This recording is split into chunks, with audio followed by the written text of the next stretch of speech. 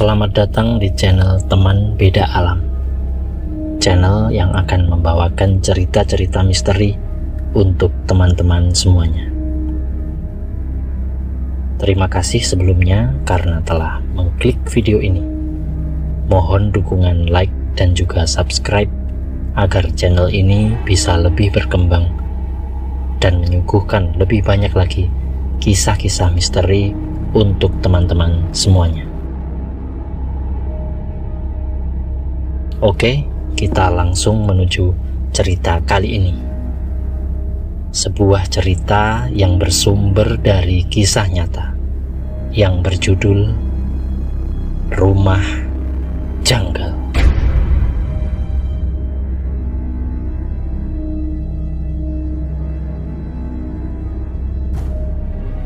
Cerita ini terjadi di kisaran tahun 2011 di sebuah kota yang tidak bisa kami sebutkan namanya.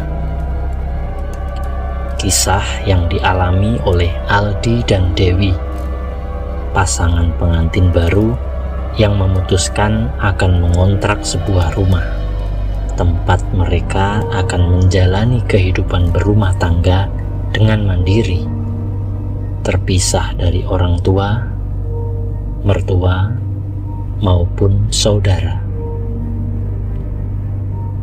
Mereka berasal dari sebuah kota yang sama, dan kebetulan saat itu sama-sama baru diterima bekerja di luar kota asal mereka. Kota di mana tidak ada satupun sanak keluarga yang bertempat di sana.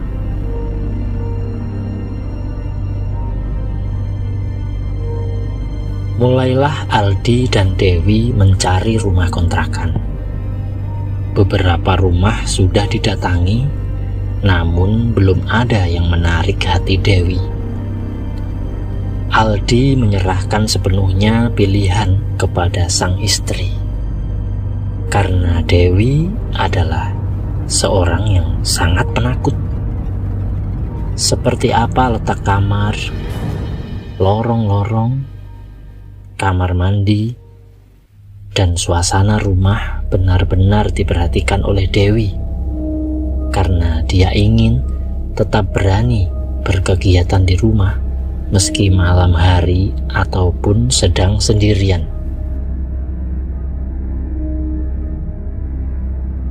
Tibalah mereka di sebuah rumah di daerah perkampungan.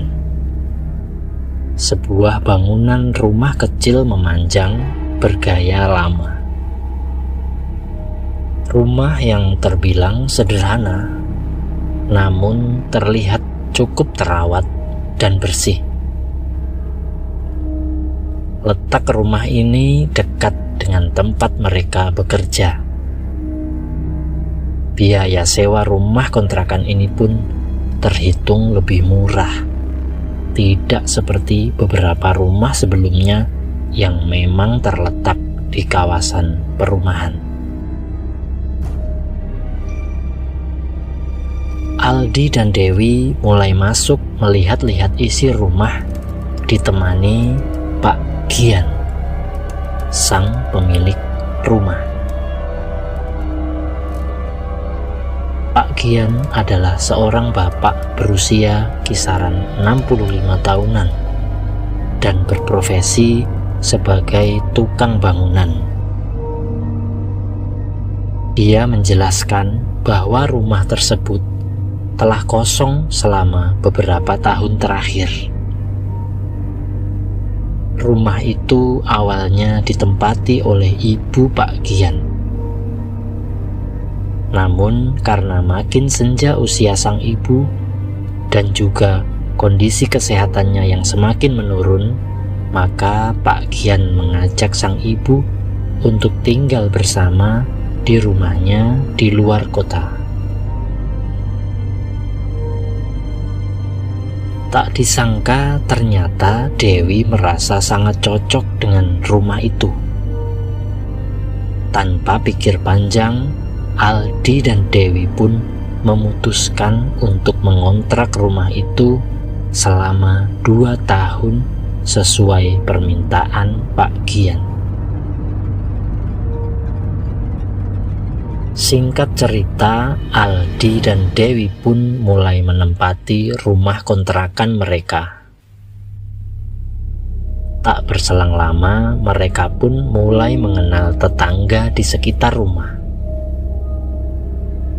Kawasan itu tergolong padat penduduk, namun jarak antar rumah tidak terlampau dekat, dan di belakang rumah masih terdapat kebun luas yang dipenuhi pohon-pohon besar, semak belukar, dan rimbunan pohon bambu yang membuat kebun itu jarang diakses oleh orang-orang sekitar.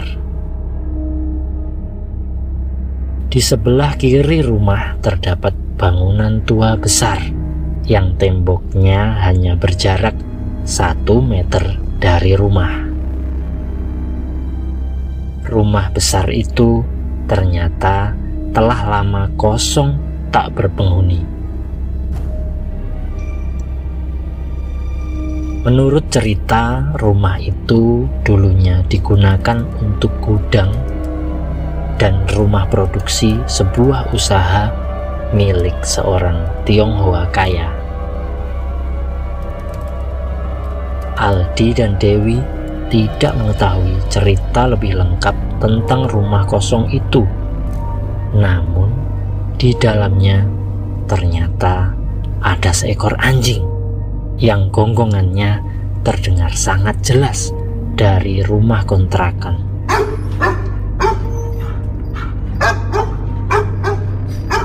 Anjing itu ternyata memang peliharaan si pemilik rumah yang dikunci di dalam bangunan setelah rumah tidak ditempati lagi. Anjing itu mendapatkan makan dari seseorang yang rutin datang karena memang sudah dimintai tolong oleh pemilik rumah. Rumah kosong itu sebenarnya tidak benar-benar terkunci dari depan. Namun tetangga sekitar tidak ada yang berani masuk ke dalamnya.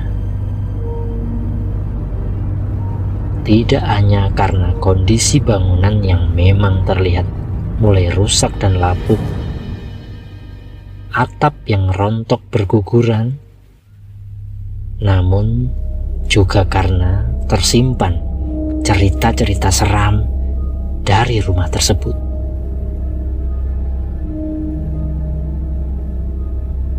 Di sebuah kesempatan ketika Aldi bercengkrama dengan bapak-bapak tetangga, terjadi juga obrolan mengenai rumah itu. Pak Aldi, pokoknya jangan sampai ya bapak atau istri mengambil bunga atau tanaman dari depan rumah kosong itu, Pak, kata seorang tetangga. Loh, memangnya ada apa ya, Pak? Tanya Aldi. Gak apa-apa, Pak, pokoknya jangan gitu aja, Pak ya. Bapak tetangga menjawab dengan menyisakan penasaran di benak Aldi. Namun mengingat Dewi yang sangat penakut, Aldi pun tidak menceritakan perkataan tetangga tadi dan berusaha melupakannya. Selama awal-awal tinggal di rumah itu saja, Dewi harus membiasakan diri dengan suara lolongan anjing setiap mendengar azan dari masjid di dekat rumah. Dan bahkan lolongan anjing juga terdengar di tengah malam di saat keadaan sangat sunyi. Di kesempatan yang lain, pernah juga seorang tetangga mengatakan kepada Aldi, "Pak, kok berani sih Pak tinggal di situ?" Loh, memangnya ada apa ya Pak? Aldi mencoba mencari tahu. Nggak ada apa-apa kok Pak, aman Pak, timpal seorang tetangga lain yang menurut Aldi terkesan menutupi sesuatu. sesuatu yang pernah terjadi dan tetangga tidak ingin membukanya karena khawatir Aldi dan Dewi akan merasa tidak nyaman lagi tinggal di sana. Sesuatu yang Aldi pikir pasti berasal dari rumah kosong di sebelah rumah kontrakannya. Tapi ternyata